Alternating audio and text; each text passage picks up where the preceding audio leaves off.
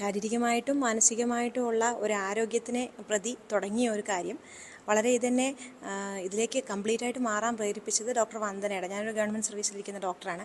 അപ്പോൾ ഞങ്ങളുടെ ഉള്ളിൽ തന്നെ സംഭവിച്ചൊരു വിയോഗമാണ് ഡോക്ടർ വന്ദനയുടെ വിയോഗം.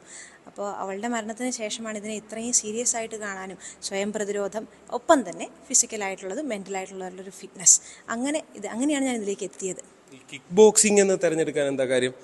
ഞാൻ ഒത്തിരി മാർഷൽ ആർട്ടുകളെക്കുറിച്ച് പഠിക്കുകയും അതിനെക്കുറിച്ച് റിസർച്ച് ചെയ്യുകയും ചെയ്തു. അങ്ങനെ ചെയ്തപ്പോൾ എനിക്ക് മനസ്സിലായത് കിക്ക് ബോക്സിംഗ് എന്ന് പറഞ്ഞാൽ വളരെ ഫാസ്റ്റായിട്ട് നമ്മളെ ഏബിൾ ആക്കുന്ന ഒരു കലയാണ്, ഒരു മാർഷൽ ആർട്ടാണ്.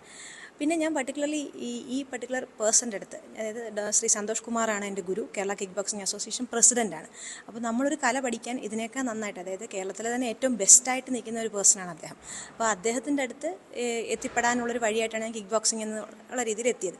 അപ്പോൾ ആ കിക്ക് ബോക്സിംഗ് അദ്ദേഹത്തിൻ്റെ അടുത്ത് പഠിക്കുകയും അദ്ദേഹത്തിൻ്റെ അടുത്ത് ഏറ്റവും നന്നായിട്ട് അതിപ്പം എത്തി നിൽക്കാനും പറ്റുന്നത് ദൈവാനുഗ്രഹം കൊണ്ട് മാത്രമാണെന്നാണ് ഞാൻ പറയുന്നത്.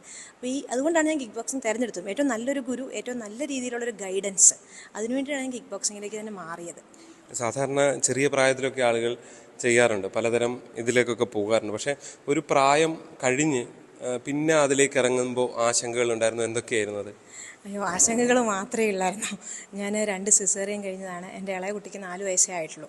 അപ്പോൾ ഞാൻ ആശങ്കകൾ മാത്രം കൊണ്ടാണ് ഇറങ്ങിയത്. കാരണം ശാരീരികമായ ബുദ്ധിമുട്ടുകൾ ധാരാളം ഉണ്ടായിരുന്നു. നടുവേദനയുണ്ട്, തുടർച്ചയായ ഇഞ്ചക്ഷൻസ്, ഗർഭത്തിനോടനുബന്ധിച്ചുള്ള ഇഞ്ചക്ഷൻസ് എല്ലാം എടുത്തെടുത്ത് എൻ്റെ ഒരു കാല് പൊങ്ങത്തില്ലായിരുന്നു.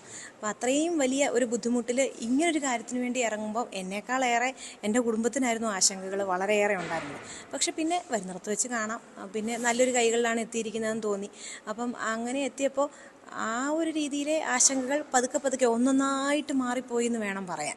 പിന്നെ ഇന്നിപ്പോൾ ഞാൻ നിൽക്കുന്നതിന് ഒരു തെളിവാണ്. കാരണം എത്രയേറെ ബുദ്ധിമുട്ടുകൾ ഉണ്ടെങ്കിലും നമ്മൾ ശ്രമിക്കുകയും നമ്മളെ നയിക്കാൻ ഒരാളുണ്ടെങ്കിൽ ഏറ്റവും നല്ല രീതിയിൽ എത്താൻ പറ്റും. അതായത് ഒത്തിരി എത്തി എന്നല്ല ഞാൻ പറയുന്നത്, എന്നാൽ പോലും കുറച്ചെങ്കിലും നമുക്ക് നമ്മൾ ആഗ്രഹിച്ചിടത്ത് എത്താൻ പറ്റും എന്ന് ഞാൻ തന്നെ ഒരു തെളിവാണ്. ഡോക്ടറുടെ പ്രായം ചോദിക്കുന്നില്ല, പക്ഷേ പ്രായം നോക്കുമ്പോൾ 35 വയസ്സുണ്ട്. ഈ പ്രായം നോക്കുമ്പോൾ ചെറിയ പിള്ളേരെയൊക്കെയാണ് ഇടിച്ചു വീഴ്ത്തിയിരിക്കുന്നത് അല്ലേ? അത് ഞാൻ പറഞ്ഞില്ലേ, സമയത്തിൻ്റെ ഒരു ഇതായിരിക്കാം. എനിക്ക് 35, ഇപ്പോൾ 36ലേക്ക് എത്തി നിൽക്കുന്നു. അപ്പോൾ ആ കുട്ടി എന്താണെങ്കിലും 22-ന് താഴെയുള്ളതാണ്. അപ്പോൾ നമ്മളോട് കൺസെൻറ്റൊക്കെ ചോദിച്ചിട്ടാണ് അവരെ ഇറക്കുന്നത്. ഇങ്ങനെ ഇറക്കി നിങ്ങൾക്ക് ബുദ്ധിമുട്ട് വന്നാൽ നിങ്ങൾ തന്നെയാണ് ഉത്തരവാദിത്തം എന്നൊക്കെ പറഞ്ഞപ്പം എൻ്റെ അതിയായ ആഗ്രഹമായിരുന്നു ഇങ്ങനത്തൊന്ന് ഇറങ്ങിയിട്ടെങ്കിലും എനിക്ക് തിരിച്ചു പോരാൻ പറ്റുമെന്ന്. ഇനി എനിക്കൊരു ഫൈറ്റിന് ഇറങ്ങാൻ പറ്റുമെന്ന് പോലും എനിക്കറിയത്തില്ല. അപ്പം ആ ഒരു സിറ്റുവേഷനിൽ അവിടെ ഇറങ്ങി. പിന്നെ വളരെ നല്ലൊരു ഒപ്പോണൻ്റായിരുന്നു. അവരെ ഞാൻ വളരെയേറെ ബഹുമാനിക്കുന്ന ആളായിരുന്നു. അവർ മണിപ്പൂരാണ്. മണിപ്പൂർ കോച്ചിൻ്റെ മകളാണത്. അപ്പോൾ അവർ ഇൻ്റർനാഷണൽ പ്ലെയറും ഗോൾഡ് മെഡൽ വിന്നറും അങ്ങനെയൊക്കെ ഒരു നല്ലൊരു ഓപ്പണൻ്റായിരുന്നു. അപ്പോൾ എന്നെ സംബന്ധിച്ചിടത്തോളം അവരുമായിട്ട് ഫൈറ്റ് ചെയ്ത് തോറ്റു പോന്നാലും ഞാൻ വളരെ ഹാപ്പിയായിരുന്നു.